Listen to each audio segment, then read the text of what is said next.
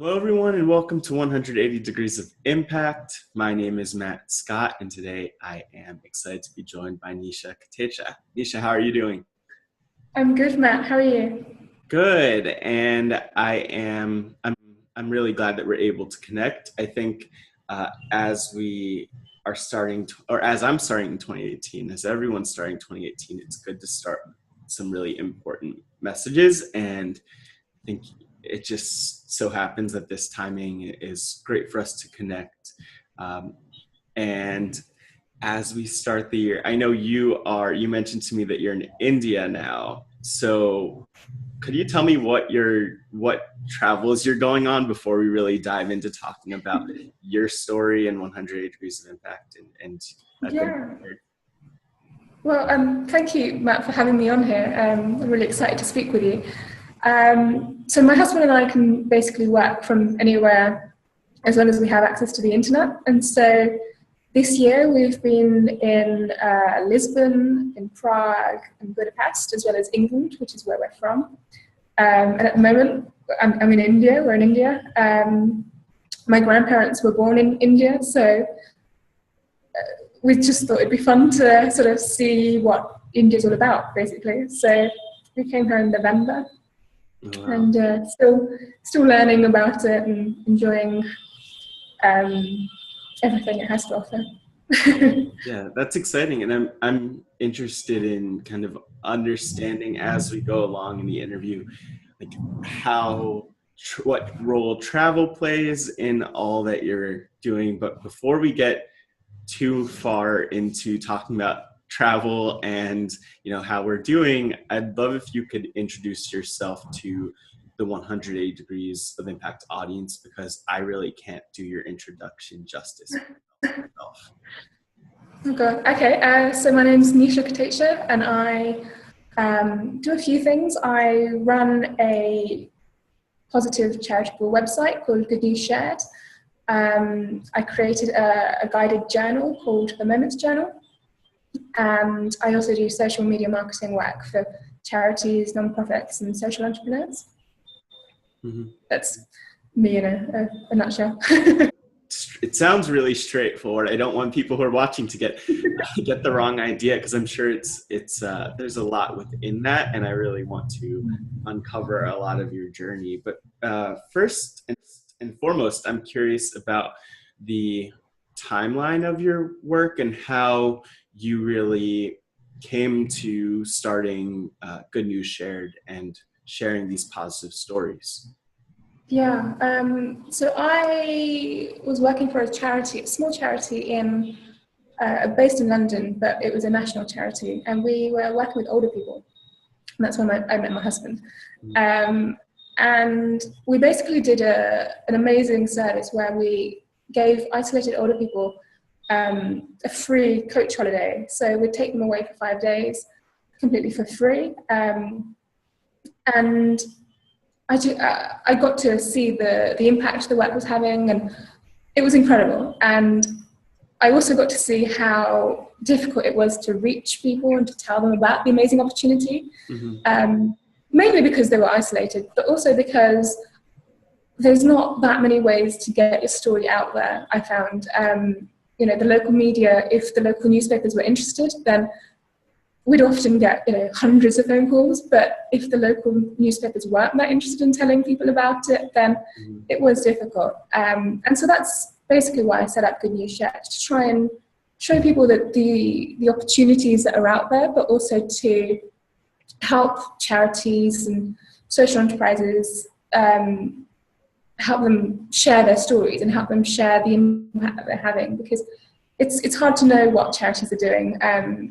In the UK, you'll see fundraisers on the street often asking for money, and that's often the image that a lot of people have for charities, but there's so much that they do, and there's so much that people can get involved in, and so much that they can take advantage of if and when they need it. So yeah, that's why I started it, and it was, I think it'll be 4 years in April. The time's going really fast. I can't keep up. Wow, I'm curious though, what drew you to to that work, like you mentioned initially being involved with the charity work with elderly people, do you have any sense why that was something that you were even interested in to begin with? I ask because for a lot of people, myself included, I think we often start by, we share the fact that sure we did charity work, but I think it's hard to appreciate the fact that that was amazing in itself to start with. So what was the impetus for getting involved in that work? I mean, I volunteered for charities before that. So when I was at school, I couldn't get a job during the summer holidays, and so I volunteered for my local charity shop, which I really enjoyed. And then after university, during university, I had a placement year, so I had to work for a year.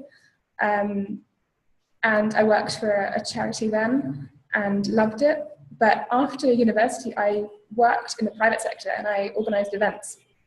And it was a great experience and I learned a lot, but I left after 2 years to go travelling, which I've wanted to do for such a long time. And it was when I was away that I realised that actually I wanted to do something that had a purpose. I wanted to do something that helped people. And when I was working for the events company, I was doing volunteer work pretty regularly, once a week sort of thing, to try and make me feel like I was having some sort of impact on people's lives, something positive. But it was when I was away that I realised it wasn't really enough. And luckily I got the job that I did. It was maternity cover, so it was initially supposed to be for 9 months or a year, but I stayed there, I think, for 4 years in the end. So I loved what I did and what the charity did, and because I got to do like the office work, I got to do behind the scenes, planning the holidays that we went on, but then I also got to go on the holidays and made sure it all ran smoothly. So I got to meet almost everyone that we were helping, and they had really nice stories, and it was just it was really good work. Sadly, the charity doesn't exist anymore, but it was fantastic. So that's exciting to hear. I think a lot of people struggle to understand. Actually, I know a lot of people struggle to understand like what makes someone like you into a change maker. Like a lot of people don't, myself included, I'll say, just from my perspective, before I started 180 Degrees of Impact, I would look at people who have founded something and be in awe and not understand at all like how you could do the work you do. And I'm still in awe of the amazing work that you do, but I think I understand that with the right amount of work and passion, you could create something. Yeah. Well, when I was working at the events job, I remember one of my colleagues saying that the work that he was doing was soul destroying. Like he felt like it was literally destroying his soul. And we all sort of laughed when he said it, but I remember thinking, yeah, I know what you mean. And it wasn't a terrible place to work, but it was very sales orientated. It was all about money, bringing in the sales. And I wasn't in a sales role, but everyone had targets, and it was a great experience, a great learning experience, but I couldn't do a role like that for the rest of my life. I need to do something where I feel like I'm having a positive impact on somebody's life, and not just worrying about money and things like that, which, people need to do, but. No, absolutely, completely understood. And I think it's like, one thing that's so powerful about what you were saying is that there are so many people who right now, I'll say like in the US especially, and with everyone I'm surrounded by, a lot of people seem to be consumed by the media and a lot of the negativity that the media, not, I don't think purposely necessarily, that's a whole other conversation, right? But, a lot of the negativity that the media puts out there. And what's frustrating is that we don't get the positive stories all the time. Yeah. So I'd love to know from you, what are some of the stories that you're most proud of sharing through your work? That's a difficult question. All of them. I mean, there is just so much happening out there in the world that I don't think there's enough hours in the day for me to, get them all up there on the site. There's just so much going on. I'd be lying if I didn't say that there are some that stay with me more than others, but I'm proud of all of them. I think, people are doing incredible things, especially I think when people are doing things off their own back, not even with an organization behind them. I think that's really special. Mm-hmm. It's powerful. Are there any in particular, or is there even one in particular I'm thinking about the people who are watching and who are wondering, what? There's one actually, sorry. Oh, please. There's one based in the States actually that has stayed with me. It's about a guy who makes robots out of tin cans. Mm-hmm. And the tin cans are empty because he uses what's in them to feed people who are in need. And then he makes the robots, and they look really cool. And he sells them, and he uses the money that he gets from the sales to buy more tin cans. I love it because of so many reasons. It's so creative. I could never make the things that he makes. They look amazing. I'd love to get one myself one day. And it's such a fun way to help people as well. It uses his talents and his skills. People get to buy things that are really unique and help other people at the same time. I just think it's really fun and quirky and different and really effective as well, because he is helping a lot of people through what he does. And he is an example of someone that's not doing it through an organization. He's just decided to do something himself, and I think maybe set up his own organization. But I think it's great. Yeah, that's like a really quirky story, but I think it goes to show that you never really know the people you'll meet, especially when you take time to listen and that, in your case, share their stories. What are some of the things that you've learned along the way, though, from these stories? Because I wouldn't personally expect to meet someone like that who's building robots out of tin cans, but I'm sure that there's so many insights that you gather just from hearing stories like that one. I've learned a lot. I think the main thing I've learned is that people can go through a lot and still have a positive attitude and still have the fight in them to, get through what they're going through, but also to help other people who might be going through similar things. So I think I've learned that people can be amazing. And it's helped me through difficult times as well. It's just sort of learning about some of the things that people have gone through. You just wonder how on earth they keep going and how they have the strength to even think about other people and not just themselves. So I think I've learned that people are amazing. What are some of the challenges that you had just getting started with projects that you're working on? With Good News Share, we constantly have stories to share, and I think the challenge is having the time to share them all, really. We've got a great team of writers who give up their time to research and write about things.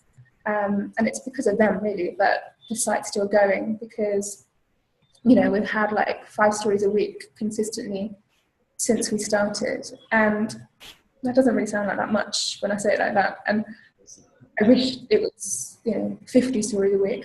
But I think the fact that we've consistently done that, thanks to these volunteers, thanks to these amazing writers, is pretty good. But I think, the challenge is to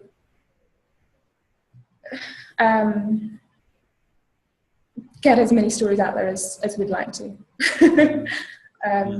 Because, people enjoy reading them, and there is so much good out there. But I wish I could spend all my time on it, but I can't. So much time, so it's okay, and I mean, one thing that I really like about Good News Shared is that it, I almost don't feel information overload with the media. There is a lot of information overload.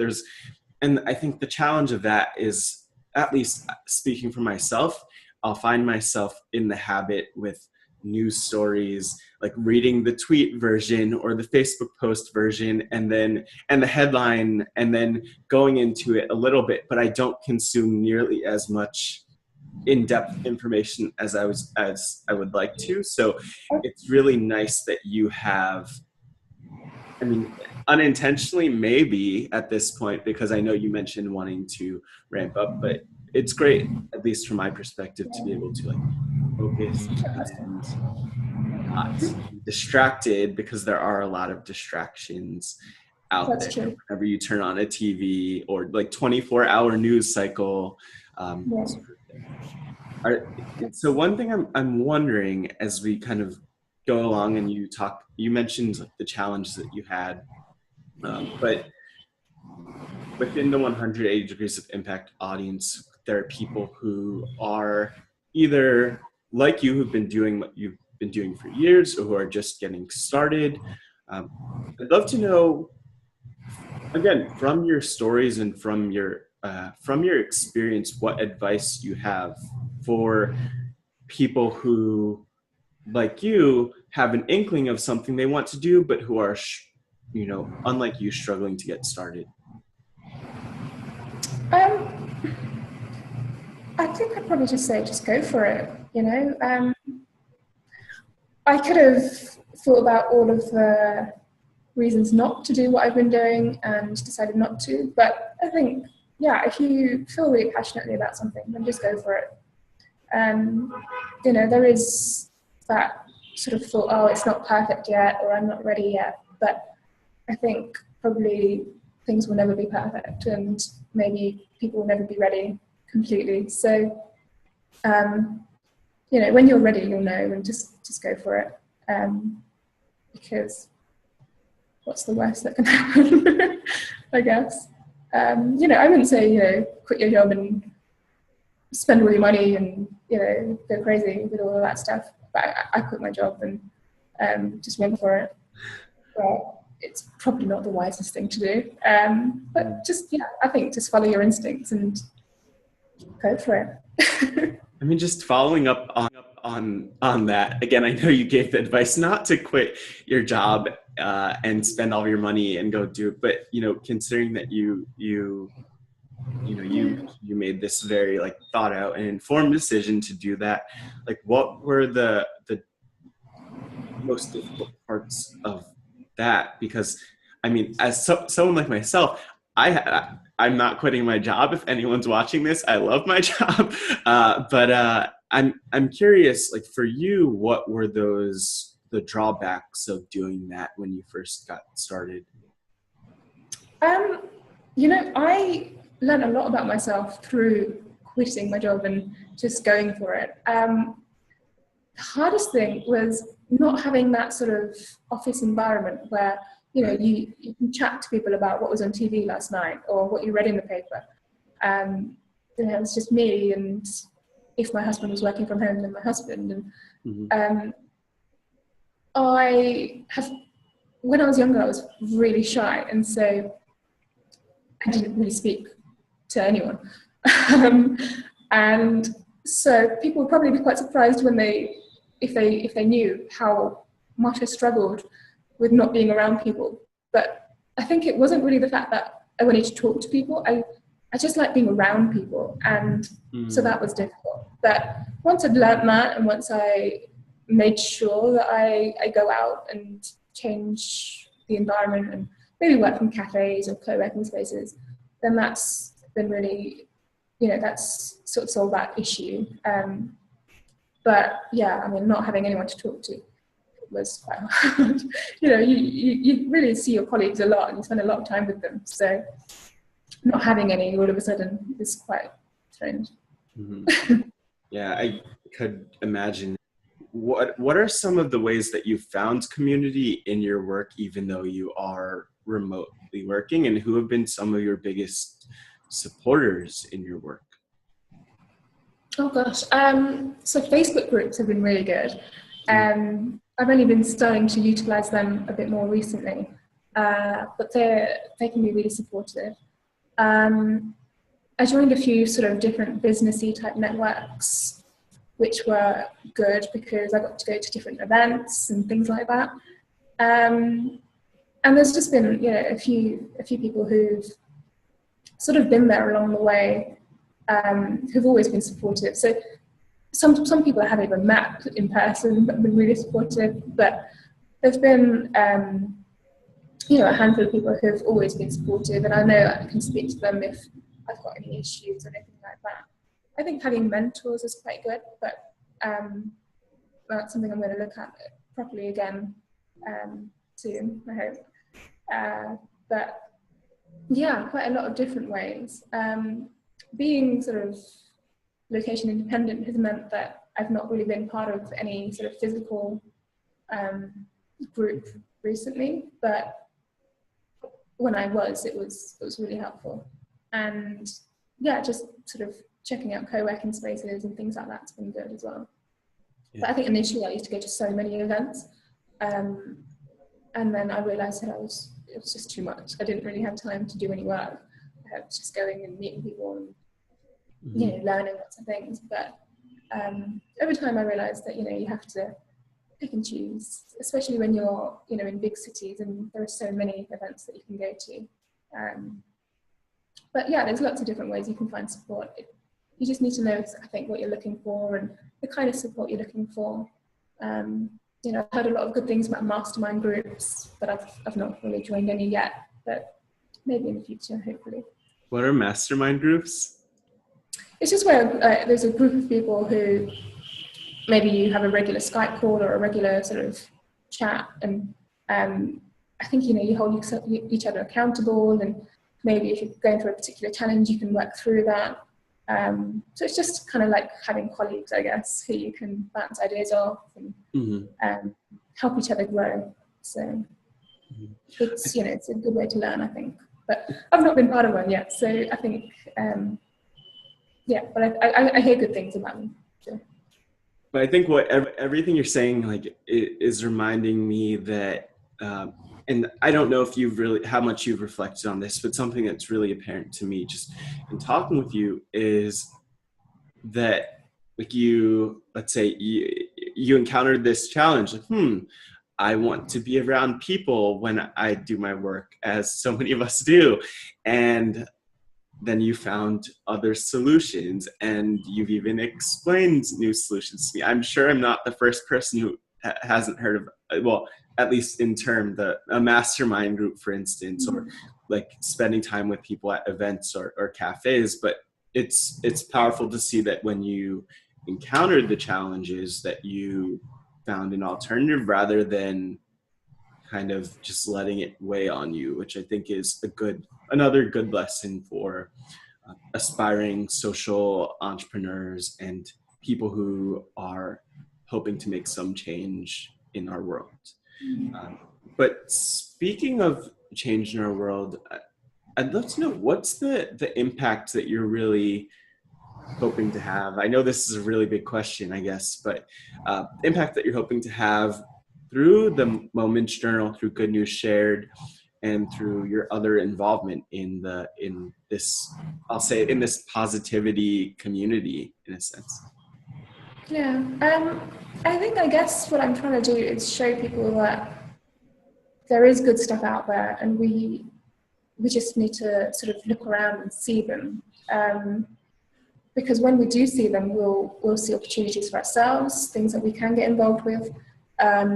We'll see opportunities where, you know, for ourselves or other people, where we can get support from, and it'll just make us feel, you know, a bit happier in life, I think. I think a lot of people can spend their time chasing the big things and not really appreciate the smaller good things that happen. And, you know, I think we can all do that. But yeah, I think I just want to help people enjoy each moment as much as they can, really, because you don't know how many moments you're going to get, really. So Yeah. you should really make the most of each one as much as you can.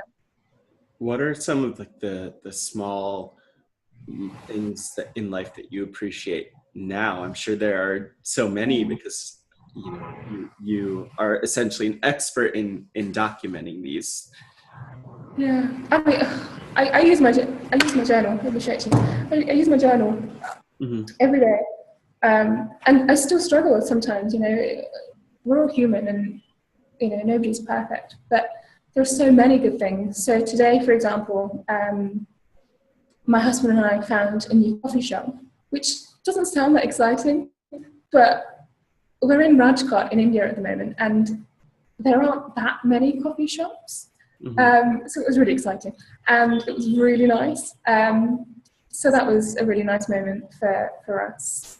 And we also bought a kite today, which again sounds a bit strange, but there's a kite festival on Sunday, and we've seen lots of kids with kites, and so I'm really excited to be able to join in with that. I gave myself half an hour to read, which I don't generally do often enough, but I've been reading a lot more recently, and that was really nice. We went to a new place for lunch. There's so many things that have happened today that they sound really small, but yeah, really, really good. Really enjoyed them, because I think I remember the big moments. So I remember our wedding day, and it's supposed to be something that every little girl dreams about, but I was never really one of those. But the smaller moments, I think, can mean as much, if not more, sometimes. I think going for a coffee might not really make other people really happy, but if if it's something that makes you happy, then you should enjoy it as much as you can.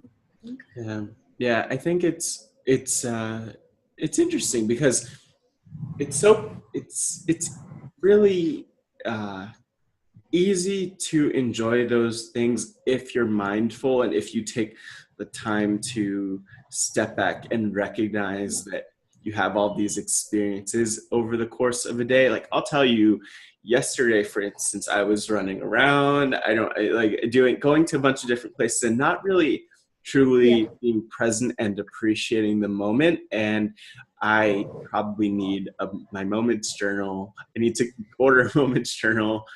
Could you hold it up again? I love seeing like the visual product of your hard work. That's really amazing.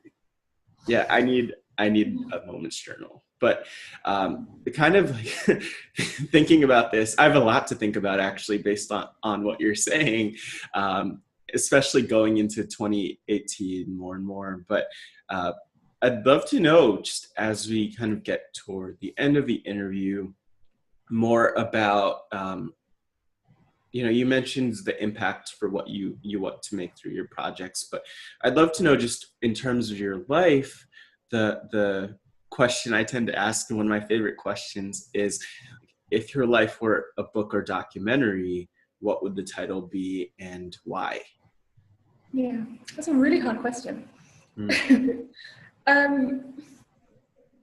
thought of so many different things that I could say, and it was really hard to figure out what it would be. So like, some of the things were more to do with the fact that I was really shy when I was younger, and I'm less so now. But I think probably it would be something like appreciate the good stuff regardless of its size. Because I don't know, I think that's what life's about, really. And I think it's hard to do, but it's an important thing to do. So when I created Moments Journal, I created it for myself, really. I didn't create it for it to be a product to sell. It was literally something that I thought I needed to do myself. And it was only after doing it for a while that I thought, actually, other people might get something from using this. And that's when I got it printed and all of that stuff. But yeah, I think that would be it, because as I've gone through life, I have tried to make the most of opportunities that I've had, done done things that scare me. So, you know, I am still quite shy in certain situations, but I do try and put myself out there still. So, you know, you're not a scary guy, but still the idea of talking to you terrified me a little bit. But, you know, when I do these challenging things, I then actually really enjoy it. And I'm sure after this call, I'll sit down and think, oh, that was a pretty great moment. So yeah, I think that would be it. Because you know, last year I had quite a few things that were not huge, but bigger than small. So like I was in a list called the Happy List, which was in the Independent, which is a national newspaper in the UK. And it's something that I've wanted to be in for a while because I just thought it sounds amazing. You know, they always have really great people in this list, people who are doing things to try and make people's lives better. And I literally couldn't believe it when I was, you know, included in it. I still kind of can't.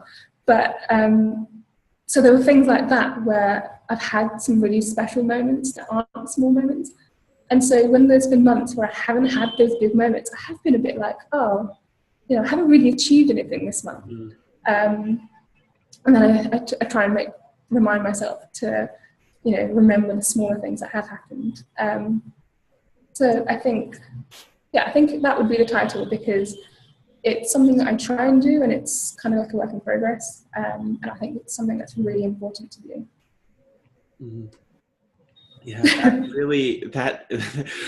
that a lot of that hit really close to home, especially, well, two pieces of it. One, I appreciate how your approach to sharing, well, one, maybe even more, your approach to creating the Moments Journal, but then your approach to sharing it, because I have a really similar philosophy for 180 Degrees of Impact, which is that at the end of the day, my real goal is to have these conversations and learn from people like you.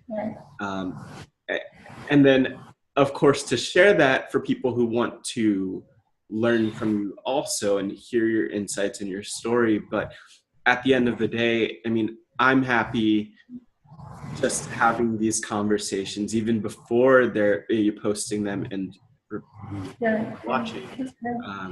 But the other piece that really hit really close to home for some reason, unexpectedly, is just that you mentioned, like, you know, doing things that just terrify you. And it's like, I don't even realize it anymore. And maybe you don't either, because I'm guessing you probably do a lot of things that terrify you a lot of the time. But like, this is such a weird thing to say, but because I don't usually say it to people, but like I love like public speaking, but I am terrified of public speaking.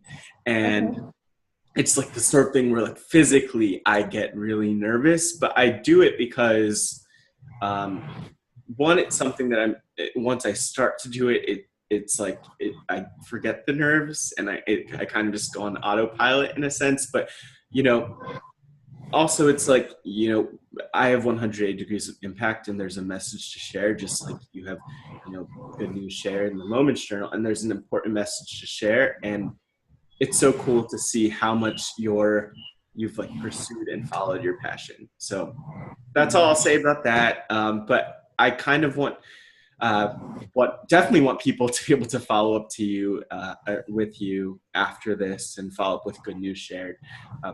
Where could people learn more about the work that you're doing? What are the websites and different social media links that they should check out? Yeah, so it's goodnewsshared.com. For the Moments Journal, it's shop.goodnewsshared.com. We're on Twitter, Instagram, Facebook. I'm on LinkedIn if anyone wants to connect there. I love social media, and Twitter in particular, although Instagram is becoming a big favorite of mine as well. So it should be quite easy to find me. Yeah. Awesome. And then for anyone who is watching and wants to learn more about 180 Degrees of Impact, though I'm assuming you already know about it because you found the video, The website is www.lets.care. On social media, on Facebook, Twitter, Instagram, it's at Let's You Care, or facebook.com/Let's You Care. And then also, I've just started recently sharing my email if anyone wants to get in touch. So that's hello@lets.care. So thanks again for joining, Nisha. And this has been like a really important conversation. And I'm amazed that we were able to find a time, because we're in such different time zones. But I really hope you enjoy your time in India. And thank you for joining. And also, for anyone who's watching, as I like to say to wrap up the interviews each and every time, until next time, keep impacting.